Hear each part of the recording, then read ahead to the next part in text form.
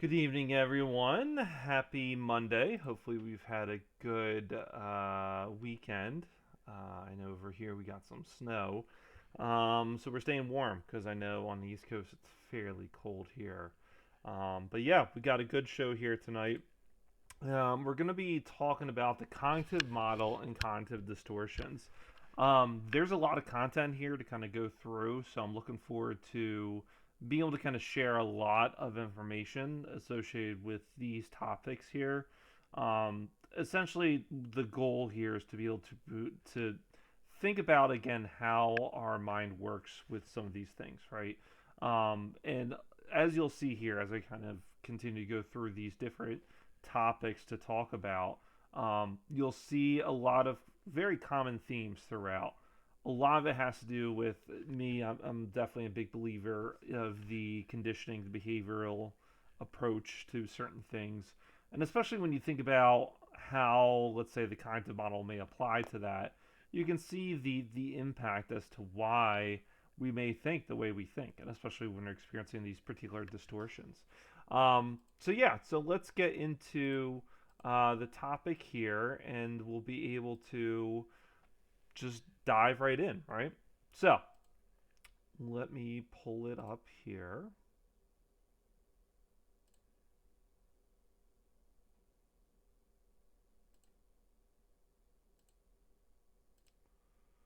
And away we go. I think, maybe.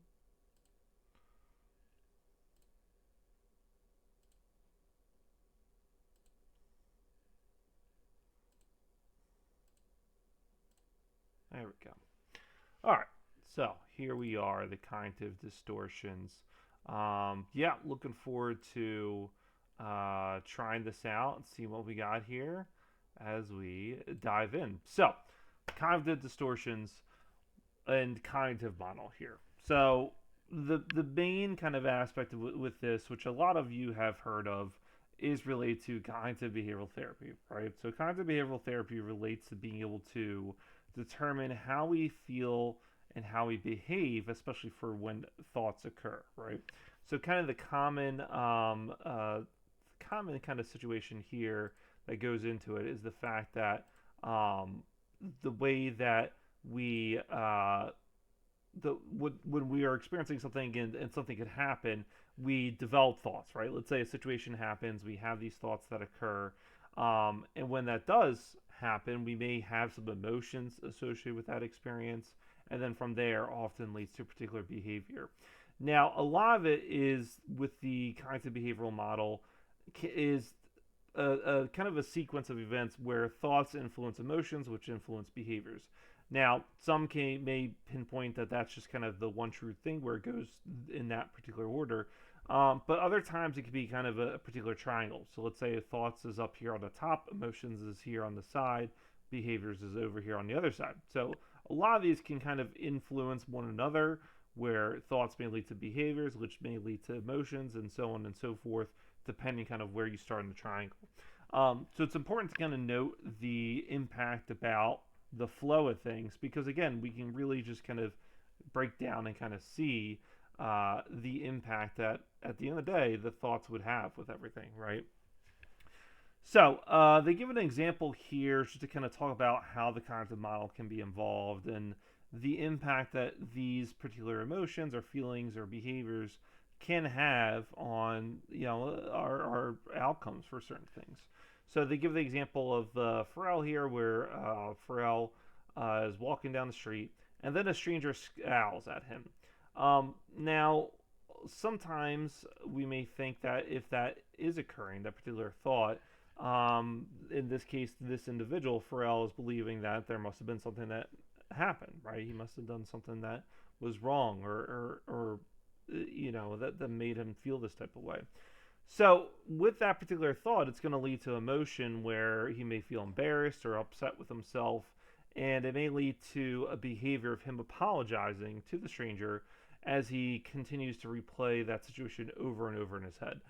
What's interesting about that is a lot of us, I'm sure, can identify that this is a very common situation that happens to us, right? Where we may be going down kind of a random route and we may act or say or do something that gives a reaction to someone else, and we have a particular thought, and then that thought leads to a feeling that we have, and then that feeling leads to a particular behavior, right?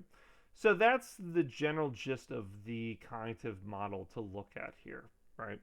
What's important to understand is that with that cognitive model, a lot of that time is based on just that conditioning experiences that we've had, right?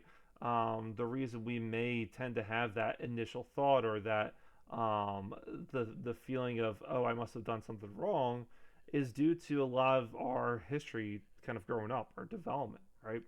So that's where it's important to kind of recognize and think about where that conditioning, as I've said earlier, really comes into play. Because if something happened to you in the past, you're going to generate a thought that varies akin towards what your childhood was like or what your development was like growing up. And it may be hard to kind of pivot and adjust that, right? So, with that being said, let's take a look at the examples of other thoughts that can occur, right? And it's important to kind of note and recognize because, again, we may have that one particular thought that we are going through and that we're experiencing here, but we also have to recognize that there's other thoughts that can occur, right? So, for an example, I'm going to move my camera here. For an example, we can often think of other ways that this may occur, right? So, let's say that same situation, Pharrell's walking the street, stranger scowls at him. A thought could be occurring for Pharrell where he says, wow, what a jerk. Or, this guy over here, right? Obviously, the emotion's going to elicit some anger. And the behavior response for Pharrell may be, hey, what's your problem, right? And lastly, kind of the way that we may want to kind of end up being, depending on kind of the situation, is having the thought of, oh, he must be having a bad day. So there's no particular emotion whatsoever. And Pharrell walks away and forgets the incident. Now, again, it may seem like that's the ideal situation. Obviously, every situation is going to be different for how we want to react and respond, right? But ultimately, through those situations, we tend to want to try to go more towards that neutral response, right? Um, Obviously, again, bearing in mind of whatever the situation may be. So, the goal of the cognitive model is to be able to kind of recognize what is the actual thought that we're going to have and what is an alternative thought that we can have to try to counter that initial way of thinking. Now, again, I want to stress that this is easier said than done, right? And if you're looking at this and you're saying, oh, I don't know how this is possible, it may be hard kind of starting out with. But the more practice that you do it and the more that you're able to really just kind of rehearse it, the better it comes, the easier it is. And you'll break the mold down of what that initial thought was. So I definitely encourage you to continue to try, and especially as you're going through these activities and these experiences, really just take that moment to make those attempts there. And if you feel that it's not getting the progress that you're wanting to get, maybe there is some there. We just need to have that alternative thought or that alternative perspective on how to view it, right? So let's kind of look at the cognitive model here with another example here, right, where we can identify maybe a situation that may cover the facts of what had happened through this interpretation. So, for example, coworker who you're usually friendly with walked past you in the hallway without saying hello. Now, again, to kind of break this down with different thoughts, feelings, and behaviors, we can kind of see where this may go, right?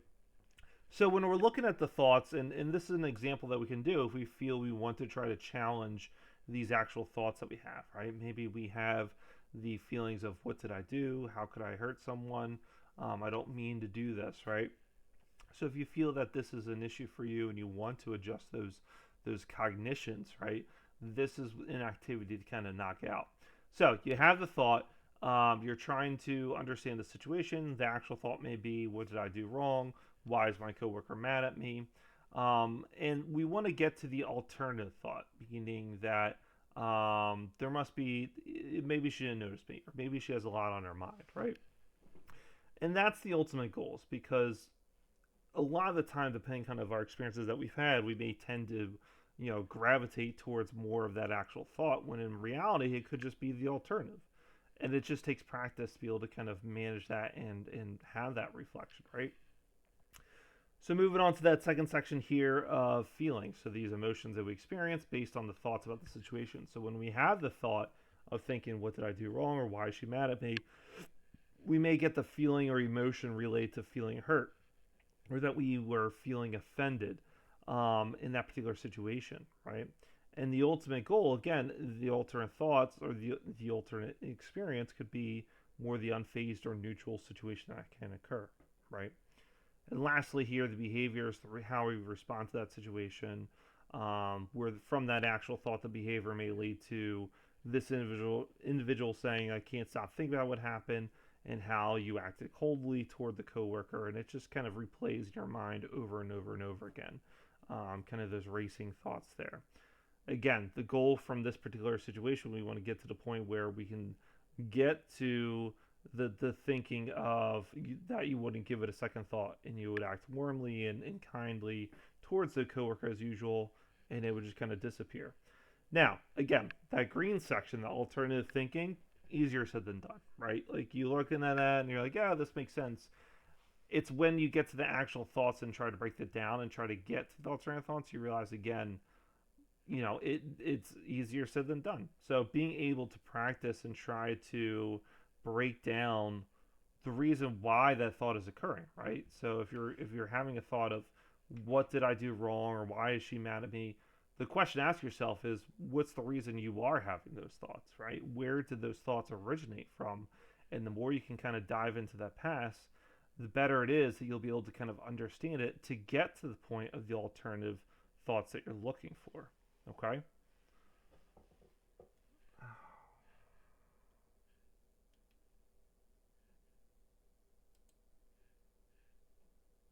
So, sorry, I have a child here that was waking up, and I was waiting to see if I need to go in there to get him. But I think we're in the clear. So, moving on as I continue to look at that. So yeah, so this example here is a practice sheet that we can try. So if you have a situation where you feel you want to practice, definitely give it a shot here, because this is going to be a good practice for you to do it. So moving forward for that. Now, let's get into kind of the cognitions here, and a kind of a refresher for what are cognitions. Cognitions are thoughts, essentially, is what we have, right? We each have different thoughts that are based upon different situations or experiences that we have. And the goal is to try to get to the point where we can utilize and recognize the positive cognitions that we have. Okay. Now, I want to emphasize, the goal is to not to completely dismiss the feelings that you may experience, right? And it's not to kind of sugarcoat the certain things or create a facade for what is actually going on, right? It's just to kind of remind yourself that these are different ways to think about these situations, and the more that we're able to challenge them, right, more we're able to kind of challenge these negative cognitions, the better that we are at being able to kind of take them face on the next time they arise, right? So just kind of a few negative cognitions here. I won't go through it all, but there's a huge list here that I'm sure a lot of us can identify with. I don't deserve love. I'm not lovable. I'm not good enough. I deserve bad things. I'm permanently damaged. I'm insignificant or important. I deserve to be miserable. I am different or don't belong. I cannot be trusted. I cannot trust myself. I cannot trust my judgment. It is not okay to feel and show emotions. This one down here is not okay to feel, show emotions. As a man, I know that this is definitely really just kind of emphasized a lot in that mainstream aspect of knowing that men should not show emotion, should not act like, be able to kind of identify and share whatever's kind of going on. And to this day, that is still occurring, right? It's still occurring where men are not really being able to describe or talk about the feelings in that sense as well. Now, the mold is breaking, and we are seeing that change, especially with the rise of social media. But it still is very pressing. And to emphasize, everyone has the right to their own emotions. Everyone has the right to feel how they feel. It is okay to verbalize that, right? It makes us human. That's the most important part. It doesn't make you weak or insignificant. Knowing that you have these emotions is such a blessing in itself. And the more you're able to kind of recognize and really just kind of embrace it, the more confident acceptance you will be of yourself, right? Um, and yeah, we'll kind of move on to the next section here. So those are just some examples of negative cognitions. Now let's take a look here about some positive cognitions. Now, what's interesting is if you're kind of going through these two columns back and forth and you're reading through the positive cognitions, I really want you to think about which column resonates with you more. And as you're kind of going through each of these particular statements, if you feel that the negative cognitions ring more true than the positive, then that's where that question comes as to why. What makes it so that I can't fully embrace that I am these things, right? So, just a few of the cognitions to review here. I am lovable. I am a deserving, fine, or okay. I deserve good things. I am healthy or I can be healthy. I am fine, attractive, lovable. I'm intelligent, able to learn. I deserve to live. I deserve to be happy. I did the best that I could. I can learn from it. I do the best I can. I can learn. I can be trusted. I can learn to trust myself. I can learn to trust my judgment. I can learn to take care of myself.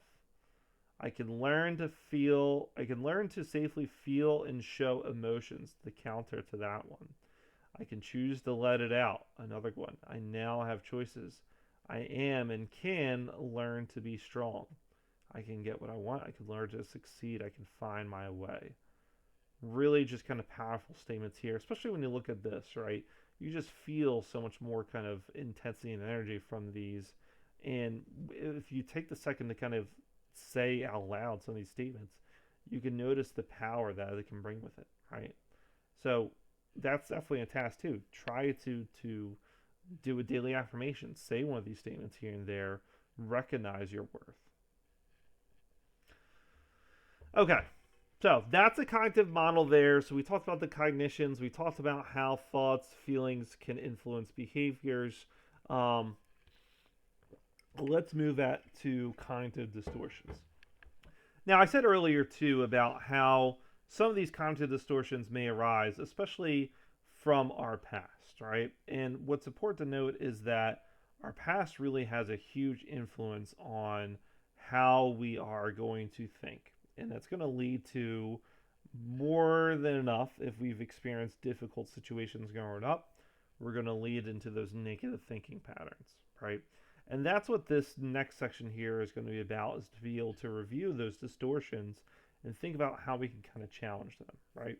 So, example, if you're growing up in a household as a kid and you're told you're not worthy, you're not good enough, you don't deserve this, you need to do more, yada, yada, yada, yada, yada, all that stuff there, as a child, you're very impressionable, right? So that theme, that philosophy is going to ring true all the way up to, who knows when. A little fun fact, our brain doesn't stop developing until we're 25, 26. So once all that's kind of said and done, we can still have those views and mindsets established with us. It's going to take a lot of work to essentially, in a way, reprogram how we're thinking and viewing those things. And that's where this goal comes into play, is being able to take the time for yourself to try to challenge those negative thinking patterns, to try to remind yourself that what was kind of instructed or conditioned growing up is not necessarily a fact. And that could always be the hardest thing, right? Those experiences that we've had with parents, guardians, whoever, really hold a lot of weight to us. And it really kind of shapes our identity. And it is until we have these conversations or find these particular resources that allows us to really expand and really just kind of open our arms to these other possibilities. And the more that we do that, the easier it is to let some of these ideas in and to try to challenge these negative thinking patterns, right? So let's go over some common cognitive distortions here, and we'll go down and look about maybe some antidotes that we can have. I kind of like using the word antidote because it's a good way to try to cure the difficulties that we're experiencing here, right? Especially the way that we're thinking about things. So let's go through a couple of them, and you may identify with a few of them. We'll start with magnification and minimization. Exaggerating and minimize the importance of events one might believe in their own achievements are unimportant, or that their mistakes are excessively important. So an example of this is being able to get the promotion at work and think, that's something to be proud of, or makes mistakes and, this could be negatively impact everyone I work with. Think about there's a time that's happened to you, and I'm sure a lot of that can occur that can be very impactful. Catastrophizing. This is definitely a common one. Seeing only the worst possible outcomes of a situation where you make a mistake at work and think, now you're going to get fired and we're going to be able to find another job again.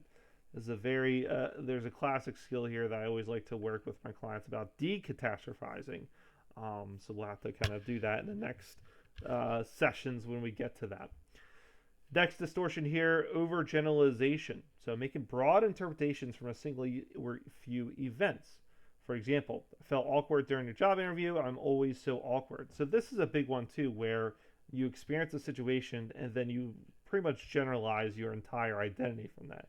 So if you happen to perform or have a particular behavior, you define that as a characteristic for yourself. And that can be very damaging, right? Because it's essentially, again, putting on a identity for who you are when in reality that's not what you truly are, right? Magical thinking, the belief that acts will influence unrelated situations. I'm a good person. Bad things shouldn't happen to me. Personalization, the belief that one is responsible for events outside their own control. My mom is always upset. She would be fine if I did more to help her. Jumping to conclusions, interpreting the meaning of a situation with little or no evidence. My partner has a response to my text messages in over an hour. They must be cheating on me. This one can be very damaging too, because there's a skill that we like to talk about called checking the facts, right? And this is a good kind of counter to that, is when you have these situations and you kind of get into your mind based on what has happened to you in the past, your previous experiences lead to the next conclusion, when at the end of the day, it's not a fact. We can't determine that's a fact unless there is evidence to prove that that has happened. So that can be very damaging to ourselves and our relationships.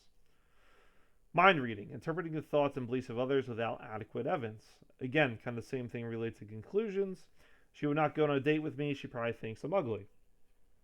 Fortune telling, the expectation that a situation will turn out badly without adequate evidence. Again, a lot of this related to checking the facts. If I try to have a conversation to establish a boundary with my friend, they're going to get mad and start to argue with me. A lot of these may seem very similar, but there's just little nuances here or there that make it a little different from certain things, like fortune telling, jumping to conclusions. A lot of it has some variations of it being very similar, but it's just in different contexts. Disqualifying the positive. So this is a big one, especially related to depression, where you feel when you experience a good thing to happen to you and you feel it's never enough. So example, if you get 5 out of 5 ratings, you're really just kind of honed in on the areas where you got a 4 out of 5 or 3 out of 5 in work, right? You're discrediting or disproving of saying that, that 5 out of 5 means nothing, because what matters is I got these low scores here. Should statements, the belief that things should be a certain way, I should always be friendly or in a good mood, can be very damaging. All or nothing or black and white thinking. So this is another common one, right? Thinking in absolutes, such as never, always, or ever, or every. I never do a good job. I always mess up. Every time I let myself get excited about something, I end up disappointed. And that can be very damaging because, again, it's already jumping to that particular conclusion. So if we can take that step back, we can really have a big impact to manage those thoughts and feelings. Okay? So, final thoughts here related to the antidotes for being able to address these distortions. Mindfulness. Mindfulness is key. So being able to take that step back and have that self-reflection. In this day and age, it can be so busy to think that time for yourself. But if you just spend 15 minutes a day just thinking about these things and really reflecting on these thoughts and feelings and asking these questions, you'd be surprised about how far it comes to you, right? Um, Certain kind of examples we can be mindful about, especially if you're feeling physically stressed. Am I focused on my task or is it somewhere else? Is my body tense? Do I have an unusual physical symptoms? When I start having these signs, okay? Next, we want to identify. So, writing things down. I'm a huge believer about writing things down. I love it. I always say to my clients too, because what happens is when you have these thoughts that occur in your mind, it's hard to really just kind of organize and keep track of it, right? So when you are going through a situation, especially when you're having racing thoughts where it's just one thought to the next and boom, boom, boom, it's hard to kind of keep track of it. If you can grab one of those thoughts and just kind of imagine you're pulling that thought out of your head and you're writing it on paper, it allows you to bring that focus to that paper. So you're looking at that thought and you're staring at it and you're really just kind of chewing on what that thought means to you. And the more you're able to kind of do that, the better you will be at trying to challenge that, right? So if you say that thought of, oh, I never can do anything right, and you get that thought and you throw it on the paper and you write it down, it gives you the opportunity to get a fair shot to challenge it. And the more that you do it, I promise you, the better it will be when that thought arises the next time. You'll think about these things and say, hey, you know what? That's not true, right? There's no evidence to prove that this happens to be the case. So, write it down. Try to link the thought to a place or situation. And once you're able to do that, we can identify the emotion through that. Changing roles. So, I always love this one too, right? Because ultimately we feel that we can be a good giver towards others, right? We can give support or reassurance or compassion to others. But the question remains is, since we could do that to others, what makes us the outlier? Why can't we do that to ourselves, right? And being able to have that question and recognize, hey, you know what? I'm deserving of that stuff too. If this person that, hasn't experienced my entire life is able to get my compassion, why can't I be deserving of it too? Why can't I be deserving of my own compassion that I'm given to someone else? So change that role. Think about, again, what happens as someone's doing it towards you and how you would like that, right? Examine the evidence. We talked about that. Check the facts. Great, great skill. Some of the parts. So this is a good one too, being able to kind of recognize if you are defining a particular trait where you're a failure, a loser, or so boring, right? And what's important is to know that it's okay to have those particular moments, but it doesn't label you as the person that you are. For example, you can have a lazy day without being defined as a lazy person. I do love this example too because it allows you to recognize that it's okay to have these things. It's okay to have a particular failure of a task, but it doesn't necessarily mean you are a complete failure, right? You may feel like a loser in this moment. It doesn't mean that you are a loser. You may feel boring or uninterested in this moment, but it doesn't officially make you boring, right? Being able to kind of recognize these things that just because there's so much kind of venom associated with it, right? That doesn't define the person that you are, and that's important. Avoid overgeneralization. That's kind of related to that as well. Being able to not kind of be in that black and white. Think about that there's multiple sides to it. I always say there's always that gray there. Opposite threes. Every time you find yourself generalizing, think of three opposites to the situation. So this is good. So it allows yourself to kind of put it in a particular numerical sense of, I never do anything right. Think about three scenarios where you have been accurate, efficient, and successful, right? And that essentially, again, goes back to checking the facts. You're providing facts of like that thought that you're having. So when you're telling yourself you never do anything right, you're able to kind of challenge yourself in that to ensure that it is more of that ability to kind of recognize, hey, I have done these things. Last sections here, skip speculation, kind of do the reality check, kind of self-explanatory there. Replace shoulds. I should do this. It would be nice to do it. I'd like to do this. Being able to kind of replace it, it feels more realistic, right?